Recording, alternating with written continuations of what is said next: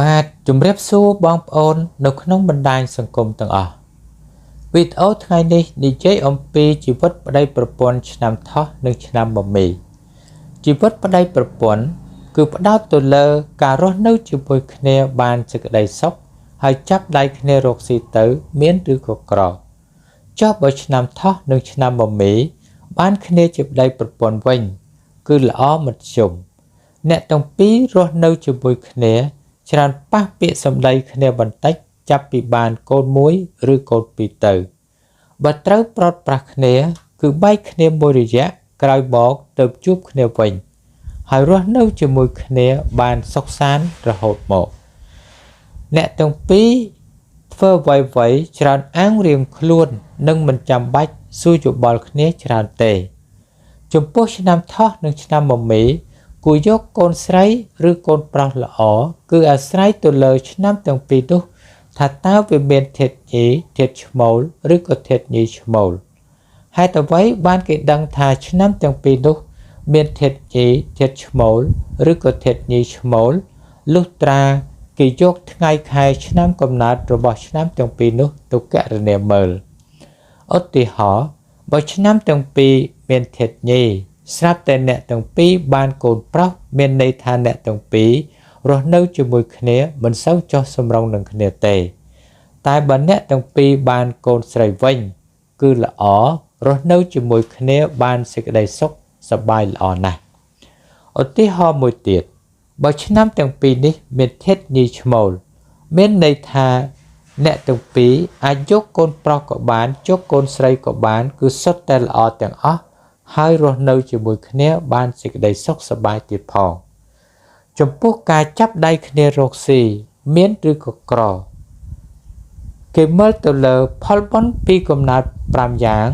ទី1សុខភាពទី2សម្ពាធបុណ្យនិងចំណេះជំនាញទី3ការទំនាក់ទំនងទី4សេចក្តីព្យាយាមនិងទី5លុយកាក់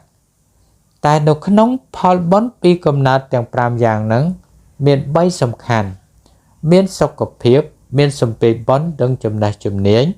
ហើយនឹងមានការទំនាក់ទំនងសម្រាប់មនុស្សម្នាក់ៗមានតាំងពីកំណើតមកម្លេះទី1មនុស្សម្នាក់បើសុខភាពសម្ពាធបុណ្យនិងចំណេះជំនាញហើយការទំនាក់ទំនងទាំង3ហ្នឹងល្អព្រមគ្នាហើយអ្នកនោះឯងនឹងបានជាអ្នកមានឬបានធ្វើការធំនៅថ្ងៃក្រោយបើបច្ចុប្បន្នមិនតាន់បានទី2មនុស្សម្នាក់បើសុខភាពសម្ពាធបុណ្យនិងចំណេះជំនាញហើយការទំនាក់ទំនងទាំង3ហ្នឹងមាន2ល្អហើយ1មិនសូវល្អអ្នកនោះឯងធ្វើការក្តីរកស៊ីក្តីគឺបានមធ្យមកម្រិតខ្ពស់ទី3មនុស្សម្នាក់បើសុខភាពសម្ពាធបុណ្យនិងចំណេះជំនាញហើយការទំនាក់ទំនងទាំង3ហ្នឹងមាន1ល្អហើយ2មិនសូវល្អអ្នកនោះឯងធ្វើការក្តីរកស៊ីក្តីគឺបានមធ្យមកម្រិតទាបខ្ញុំសូមលើកឧទាហរណ៍មួយអ្នកឆ្នាំថោះកើតថ្ងៃពុធខែកុម្ភៈនិងអ្នកឆ្នាំមមេកើតថ្ងៃអង្គារខែមិនិនាតាមជើងលេខថ្ងៃខែឆ្នាំកំណើតរបស់ឆ្នាំទាំងពីរនេះគេឃើញថាទី1សុខភាពឆ្នាំថោះពីក្មេងមានសុខភាពមិនសូវល្អតែដល់ចាស់មានសុខភាពល្អហើយឆ្នាំមមេពីក្មេងមានសុខភាពល្អតែដល់ចាស់មានសុខភាពមិនសូវល្អចំណុចទី2សម្ពាធបុណ្យឆ្នាំទាំងពីរនេះធ្វើការក្តីរកស៊ីក្តីគឺបានមធ្យមទី3ការទំនាក់ទំនង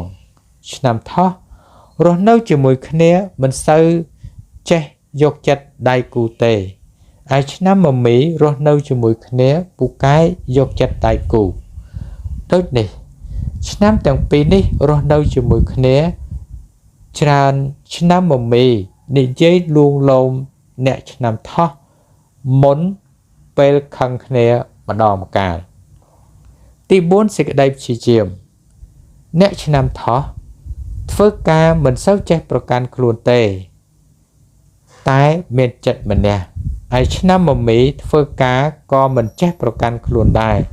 ហើយមានចិត្តអំណត់ខ្ពស់ទៀតផងទី5លុយកៈអ្នកឆ្នាំថោះជាមនុស្សចាយធំហើយឆ្នាំមមេជាមនុស្សចាយរិះថាំសរុបសេចក្តីមកវិញបើឆ្នាំទាំងពីរនេះបានគ្នាជាប្តីប្រពន្ធមានឬក៏ក្រអាស្រ័យទៅលើលោកអ្នកជាអ្នកដាក់ពិន្ទុឲ្យហើយការលើកឡើងខាងលើនេះ